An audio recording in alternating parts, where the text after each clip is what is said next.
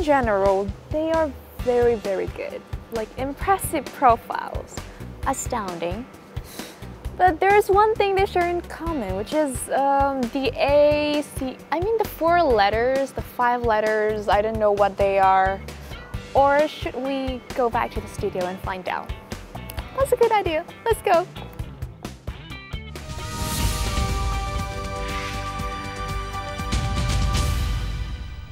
Hello everyone and welcome back to another episode of Studying UK 101. And today we are going to talk about how UK education helped you in the career and also some qualifications in terms of professionalism world that could help you further in your career path. Before we kickstart the show, I would like to ask Giselle a question. Can you use 3 words to describe your working and learning experience in the UK? Yes, so I mostly learned in the UK. I didn't get a chance to work that much in the UK, but I'm pretty sure that the UK experience definitely shaped my career path and has given me what I have today.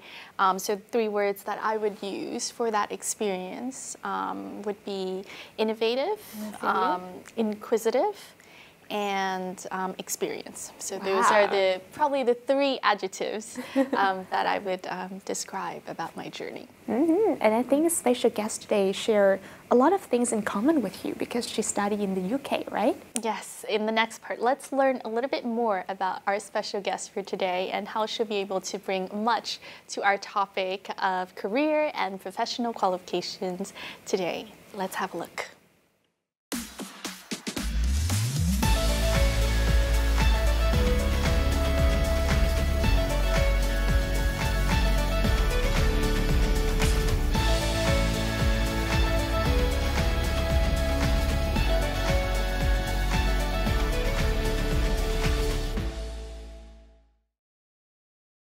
So we just got a chance to learn all about our guest for today. Her name is Bùi Cẩm Vân and she is a UK alum and someone who has also had working experience in the UK. Thank you very much, chị Cẩm Vân, for joining us. Thank you, Dương, and thank you, Vi. Yes. So, we learned from your profile that you were at the prestigious London School of Economics, LSE. What brought you to the UK in the first place and what did you study? So basically before I moved into the UK, I have 5 years in Singapore. I did my secondary school and also high school in Singapore. And then actually I have a chance to study further in Singapore, but then I was like, I was young and I want to go, somewhere in the West, go to the West. Then the UK kind of like got my interest. And luckily I got into LSE and with a scholarship. So I was like, yeah, this is it. So I went to the LSE, spent there 3 years in studying business management. After that, I also was lucky again. I got admitted to Deloitte Consulting. Did consulting for another 3 years before moving back to Vietnam. So that, you basically spent a total of 5 years, including studying, and then after that, at Deloitte. So tell us a little bit about kind of the skill sets that you were able to gain at LSE that helped you to basically get that job and be able to integrate yourself into the job market in the UK? Right. I think LSE is really a very competitive environment. So when you get into LSE, you only have 3 years in the school. So normally, like my friend in other schools, they really don't have to care much about internship for the first year or the second year, but then it's totally different in LSE. In LSE, you have to get spring internship, you have to get summer internship for second year, and also a summer internship for your 3rd year. That's gonna secure your job after graduation.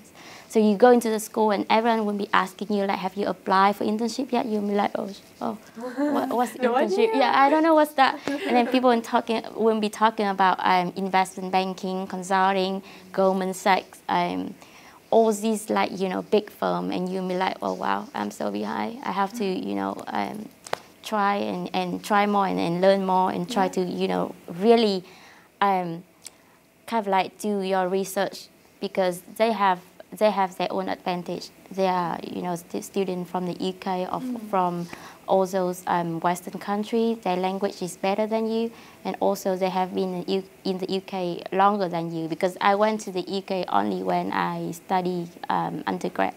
But there are people who've been there since their high school. That's true. Yeah. So basically, that kind of like pushed you to the edge, make you try better. I still remember that I applied for, I think, 10 or 15 different firms. And then they have like a few round like CV screening, and then they have first interview, second interview, group interview. Even for just an internship? Yeah, all that's kind of like, I think there was about 7 rounds of interview to get an internship.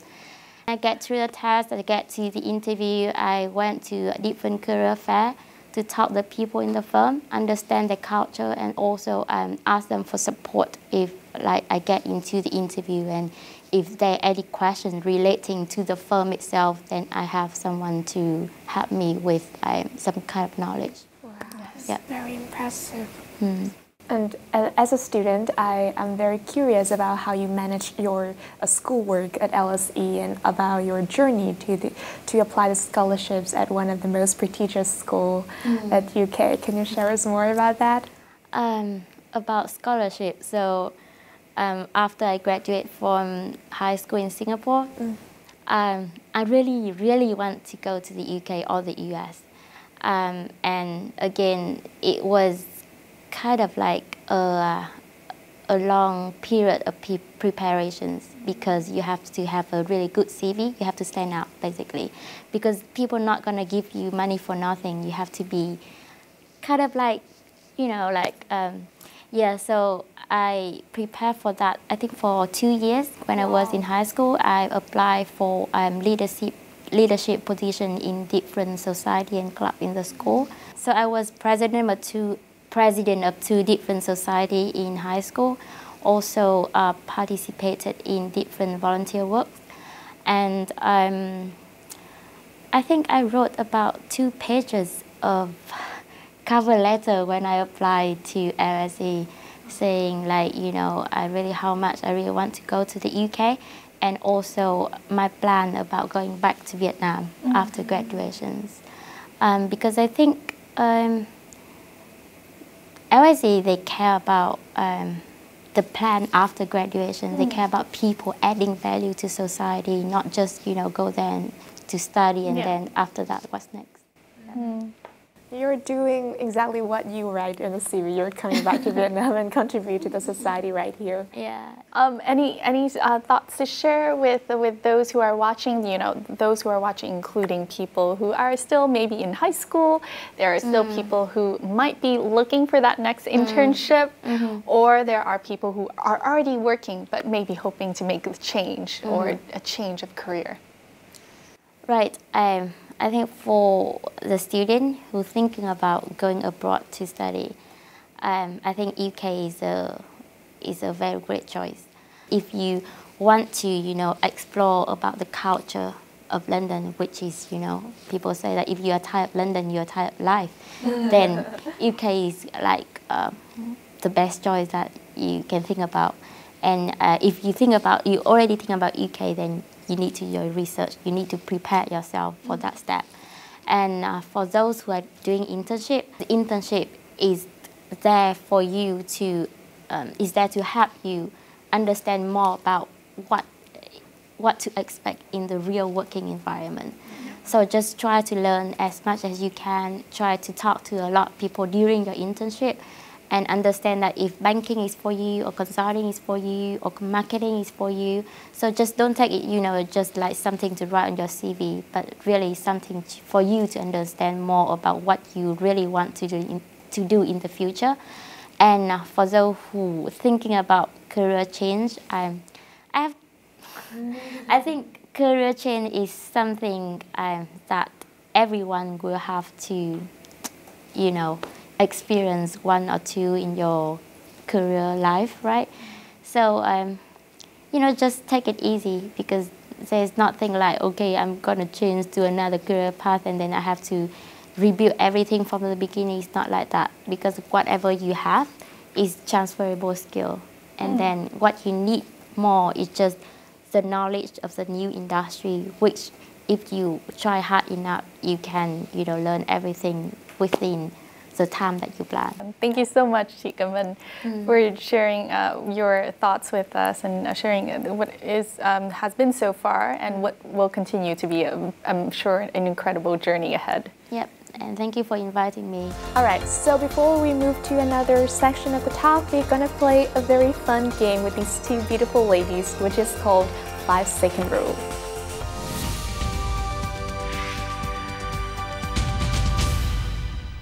Welcome back to the studio, and this is the part that I'm the most excited about. So you both will take turns to answer the questions. The rule is you have 5 seconds to give 3 answers for one question. So who will play first? It's all about UK and your experience, so no pressure. I will give it to you, Chị. All right, my friend. All right. Name 3 things you like about UK. Fish and chips, London Eye, and What would be the last thing you were about to say? I was thinking about steak. Yeah. Steak. Yeah. Wow. Yeah. Yum, Yeah, yummy, it's all yummy. about food. Chị Zương will be the next one. Name 3 subjects you learned in the UK. Communications, history of investigation, and online journalism. Super close, super close. Chị Vân, Right. I hope you can do this time. Oh, I know it's gonna be really easy for you. Name 3 UK dishes. Oh my god, fish and chips, tea, Done. I'm not a huge fan of the traditional. I don't know about you, Yeah, Chị, fish but and I'm not chips, a right. huge fan of the traditional British food.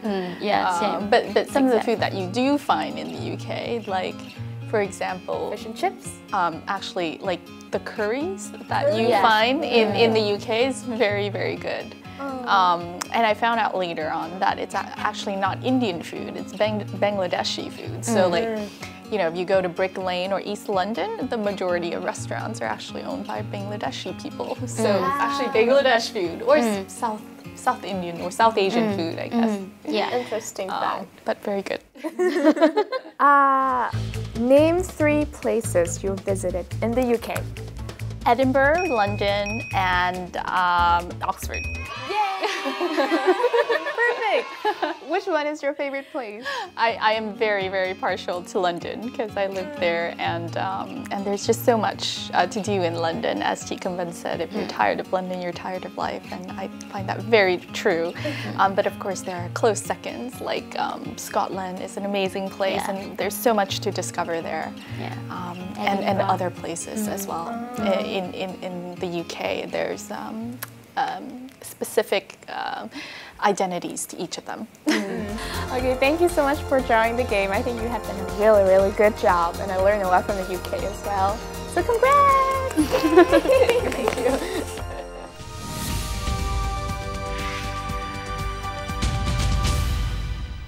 So we've been learning all about from our guests, Chị Cẩm Vân, about the process of working in the UK. But what about working here in Vietnam? We decided to go out to a UK company here in the country to see what the environment is like, and that company is called Nashtec. So do come along to experience. We're now in a company here in Hanoi, Vietnam. It's called Nashtec. It's a UK tech company. We've learned all about how important qualifications are when it comes to being able to have a strong portfolio going into the job market. We're going to be speaking here to an operational director to learn more about what a company like Nashtec is looking for in a candidate and how you can boost your portfolio to stand out in the job market. So let's go. Hello there. Thank you very much for joining us here on VTV7. Can you share with us a little bit about yourself, who you are, and what you do for Nashtec? Thank you, Dương. My name is Tuyển. I am Operation Director for Nashtec in Hanoi. So very welcome to our office today. and I would love to share more about the company and also about the requirement of candidates who are applying to NASDAQ. Great. Now we saw the introduction a little bit about that NASDAQ is a British tech company, but for our audience out there who might not really know what this technology company does, can you share a little bit about what is NASDAQ, what do you do, and why you're here in Vietnam? Right. So NASDAQ established in Vietnam since 2000, and what we do is we provide technology solutions to clients all over the globe. Our clients are from a country like the USA, United Kingdom, the Europe, Australia, Japan, Singapore, APEC areas. So our clients are companies, for example, financial institutions, educations, manufacturer and logistic companies. So we provide the software development services and also BPS services, which are back office processing solution to our client over the globe. Great. Why Vietnam? So as you know that Vietnam have a large population. We have over 90 million population. Many of our population is also very young. And as you know that you also go to the university. In the university in Vietnam, the science subject is prefers, and therefore Vietnam can provide a good pool of resource to not only NASDAQ but many other companies, foreign companies who intend to invest into Vietnam. So how important does, say, a language certificate play in as a candidate's application to apply into the company? Right. So our ambition is to become a technology company that can positively affect people's life. And what that means when it comes to our clients, transparency and communication are key to the long-term success partnership. So our engineers need to communicate very often with the clients, present their ideas, understand their problems, making the report. And therefore, English is an important factor that we focus in candidate resume. Yes. In English, on the show here, the audience is learning about a wide range of different certificates in terms of language training. Are there kind of different certificates that the company looks for? And are there ranges of scores also that you aspire to if, say, this is before you get a chance to meet with the applicant and really get to know their communication skills? Right. So having certificate like TOEFL or IELTS is a plus when you apply to NASDAQ. Anything else you would like to advise on, say, people out there who are looking to get into the tech industry, fresh graduates out of school? What advice would you give them as someone who is operating a tech company? Okay, so perhaps I would like to send this advice to students who are graduating perhaps in the next few years. So don't feel too much worry about having the hard skill, which means don't feel too much pressure on acquiring a lot of technology knowledge and forget about the soft skills because they are equivalent, important in order to become a successful engineers.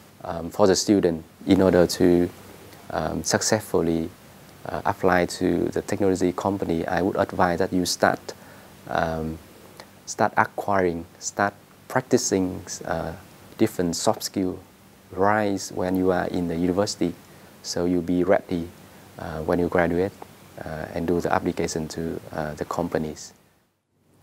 Thank you very much, Thank you, Adrian, for all of the great advice.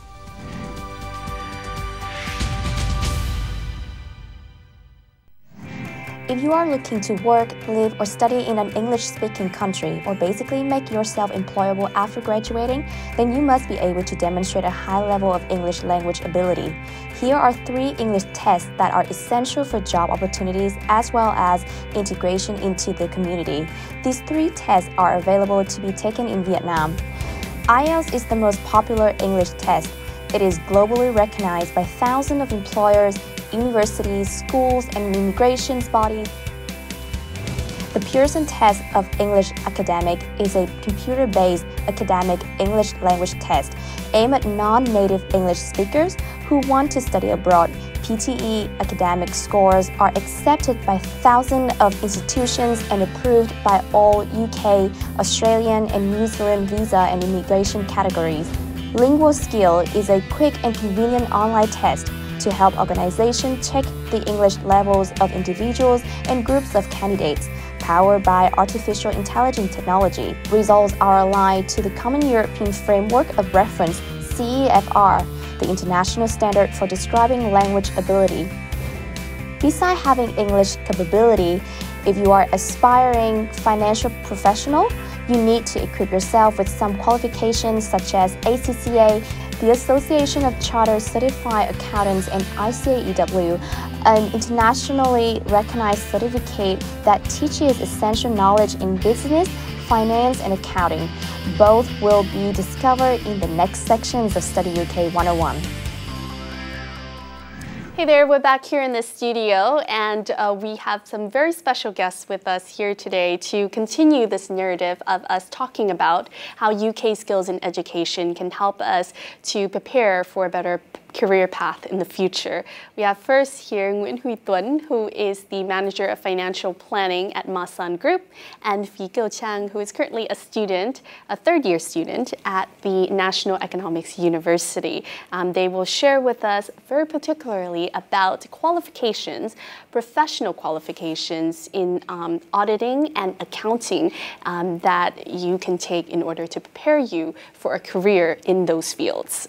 So first of all, can you please share with us, Tuấn, about this particular qualification that you have acquired and how it has prepared you for the career that you're in at the moment? Yeah. Thank you very much for the question. So first of all, I want to say that ACCA stands for the Association of Certified Chartered Accountants, and we have a global community of more than 200 members and more than 500,000 future members. So this qualification is specialized in accounting and auditing and also finance, and this will prepare for the students a lot of knowledge about not only about the accounting auditing, but also for other professionals that you want to pursue in the future career, like finance, management accounting, or strategic planning. Great. And Trang, how about you? I know you're taking a program that's also in auditing and accounting, but it's a different program from ACCA. So I'm learning ICAEW CFAB integrated program, which belongs to the School of Accounting and Audit in National Economics University. So ICAEW is like a prestigious qualifications in terms of accounting, audit, economics, and business in general. So ICAEW has been recognized in more than 170 countries in the world, and is like is kind of new approach to Vietnamese students. But I'm pretty sure that ICAEW is very prestigious and is open to a window of opportunities for students. Wow, so our two guests have two different qualifications. I don't have the faintest idea about these qualifications, so can you tell us more about the differences and also some similarities that these two qualifications share in common? I think that there's a lot of common things between the ICAEW and ACCA. Both qualifications focus on the basic knowledge and background about the financial planning and also accounting and auditing, and not about the technical skill. A lot of nowadays, a lot of actual things in the professional career would added to the syllabus through qualification. For example, a lot of applied knowledge that you will require in the real professional career would added in here for the soft skill and accessory skills you need in the workplace. So I think that's a common thing with the two qualification. Chang, can you add more? So because I'm a student, so my perspective is the perspective of former student, not from like an employee like him. So according to what I have, like done the research, so ICAEW is more like details and more academic, while ICCA is more like have an overview about like the industry. So it depends like whether you want to be a detailed person or you want to have like an overview of the finance or economics, then you can choose the qualifications better. Great. So just for our audience to understand, we have a lot of terms flying around, qualifications as, I'm probably as clueless as V when it comes to this, but for our audience to understand. So basically, this is a qualification that you will probably need, right? That will be very essential if you want to do a career in auditing and accounting. It's like if a lawyer needs bar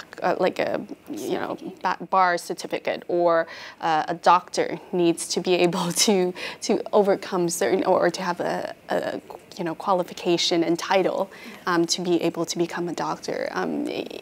For our audience, the lay audience, why is this so necessary for those who want to study in, who want to pursue a career in auditing and accounting? So, like in my opinion, Vietnam, international integrations has become a thing that is so important and so common at the same time. And Vietnam is like a typical example of that, transformations.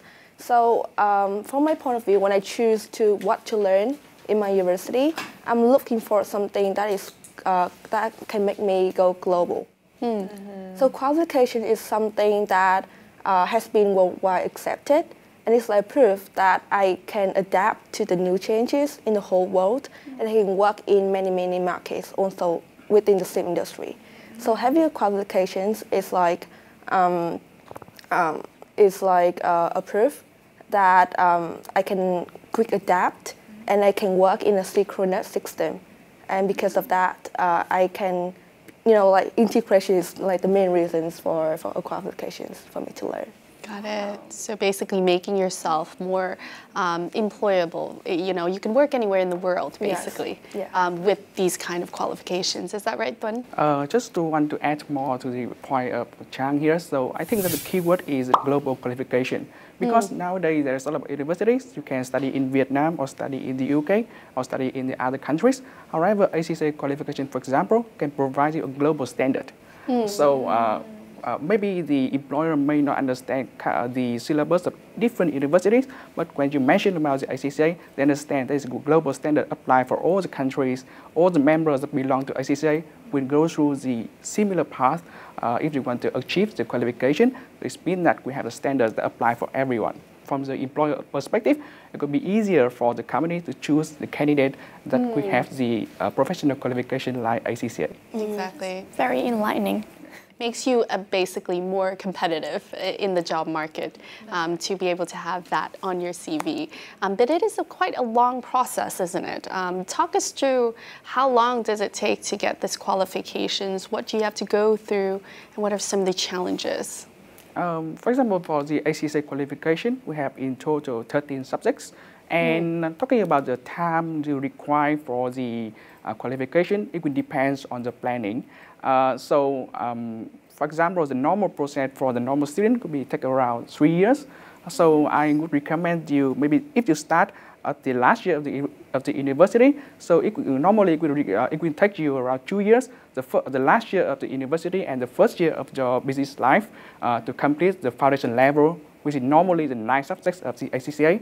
And for the remaining subjects, which is more difficult and require more arguments or more comprehensive conclusion or discussion, you can take it at the second year of your professional life. So normally it could take 3 years to finish the ACCA qualification. And for you, Chang, you also have an early start, right? Yeah. So like for ICAEW, like ACCA, normally people will learn it when they graduate, so that they can have better understanding and have better, like an overview about the industry. But like for my program, as I start earlier compared to the others, because I have to learn from the second year, and I have to like complete it before I graduate. So it is like a force for me, like to learn, to push myself. Like I have to learn and have to be active in learning, so that I not only like to take the test, but also have an early approach to the finance and industry before I graduate, so I have a better like what I should do in the future, for example. That's true. And I think that helps you too, because when you graduate, you will have already been ready. Yeah. That's very interesting. So what is something attractive about auditing and, you know, accounting field that make you change your major? Actually, it's quite difficult to answer the question because when I try the finance career, auditing career, I feel it's very fit to me. And the best thing about ACCA is I have the flexibility to do that. Because in ACCA, it's not only focused on the one side or one aspect of the finance career. You can have a very wide choice for the future career you want to do. So for ACCA, we will have the knowledge to support you if later on in the future you want to do in investment banking or finance or management accounting or become an accountant or CFO in the future. So it's very wide range of choice. What should people prepare before taking the test or before learning for the qualifications? And what will be some learning approach to get that qualifications perfectly? I think that the most important requirement is English skill, because all the syllabus in the textbook and also the examination will be in English. Yeah. So English is very important if you want to pursue any international qualification like ACCA. Yeah. So besides the English, I think that some basic background about the accounting or finance would be necessary, but it's not required. Because if you are, for example, if you want to change from the technology into the finance career, you can be equipped with your knowledge in some foundation level ACCA. So it's not very required for the ACCA, but English is very important. So it's very important. Number one requirement. Do you want to add on? Because we pursue the qualifications when we are students. So the very first skill, I totally agree because of the language. The second one is about self-learning. Because many people that I know that they can pursue the qualification successfully without going to the extra classes. They learn by themselves because the books, the materials are very easy to understand. However, to understand deeply, you have to research online. Like for one word, it can have implies many meaning behind it. So self-learning is very important. Wow. After this episode, can you teach me right away with any book that you have about auditing? That sounds really amazing to me. Very interesting.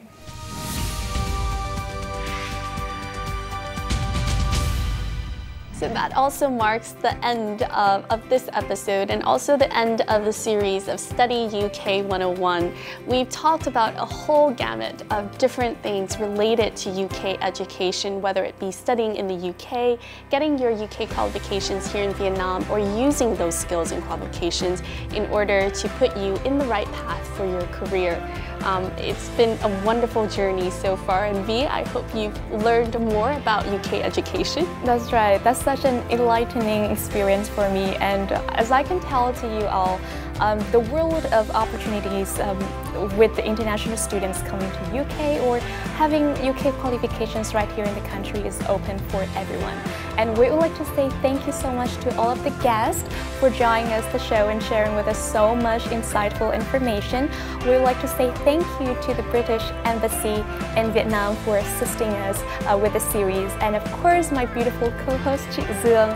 And thank you very, very much to all of our audience for showing your support and your love to the show. And we would love to bring you the best knowledge ever and also the inspiration to study abroad and to get the career that you desire. Thank you so much for watching, and see you guys next time in the next series.